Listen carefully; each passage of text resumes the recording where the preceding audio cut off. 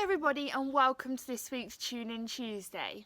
For those of you that know me well or have even just joined us on a beach clean before, you're probably aware of my somewhat obsession with plastic packaging that we find on our beach cleans, particularly when it's old plastic packaging. I think I just like it because it's got that retro style to it, but it perfectly displays the longevity of plastic and that it's really here to stay on our planet longer than we are.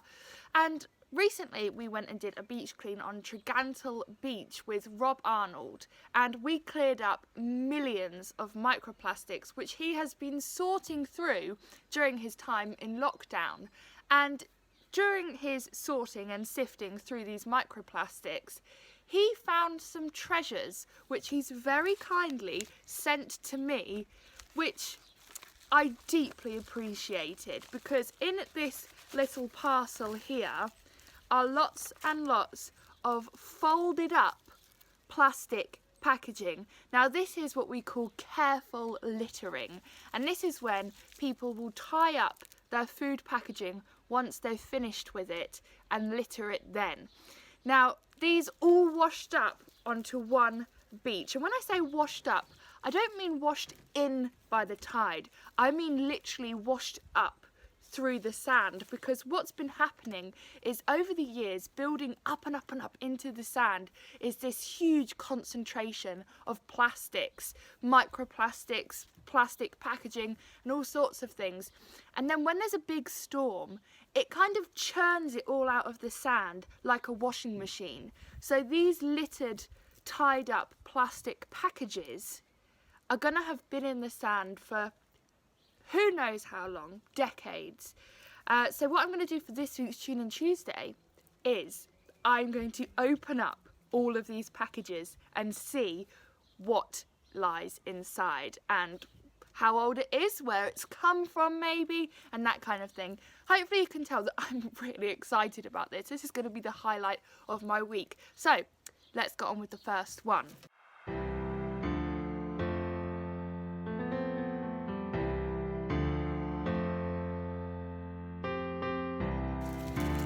So this is a marathon wrapper, so what is now known as a Snickers bar. Marathons are pre-1980s, so the slight damage and discolouring to this plastic shows just how old it really is.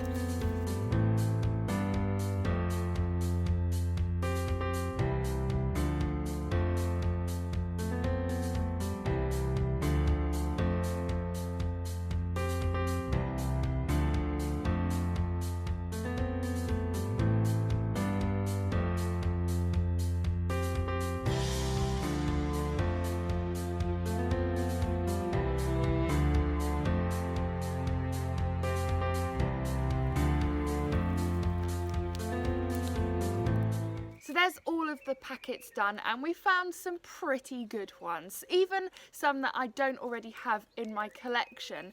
My favourite of all of them was this one, because it's the only one that has a really clear date on it.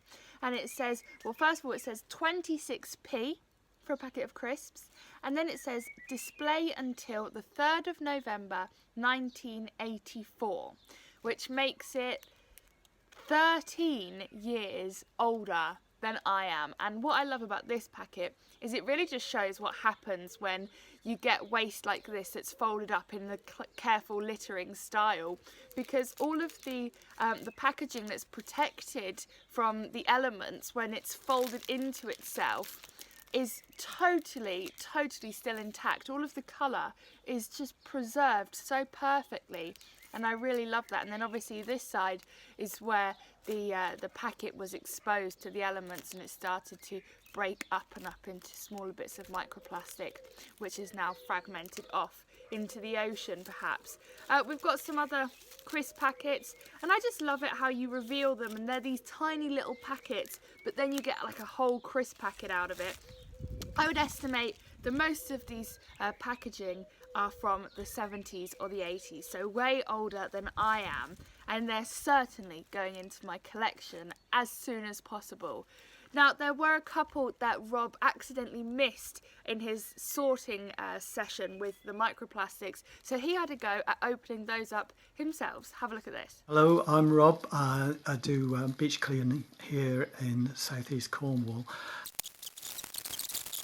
A bit, but that would have had the price, and that would have made it easier to date. But never mind.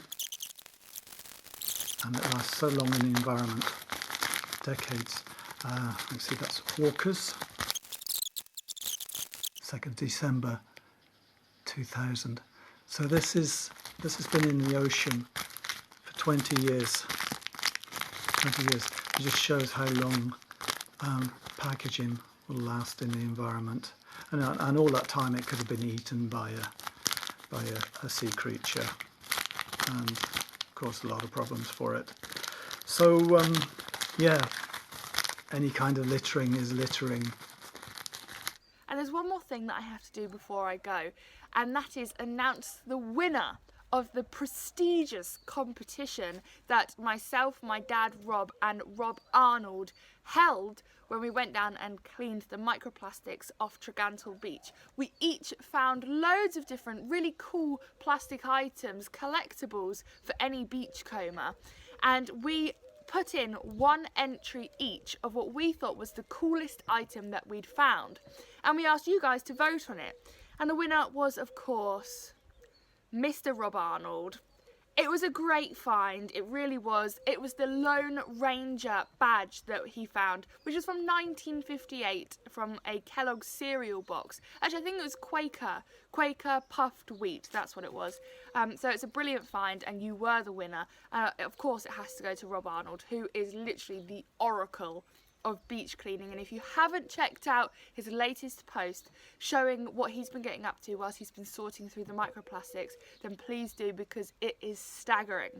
So I hope you've enjoyed as much as I have unveiling these plastic packages, and it just goes to show, as I said at the beginning of the video, that plastic really is here to stay and there is no way.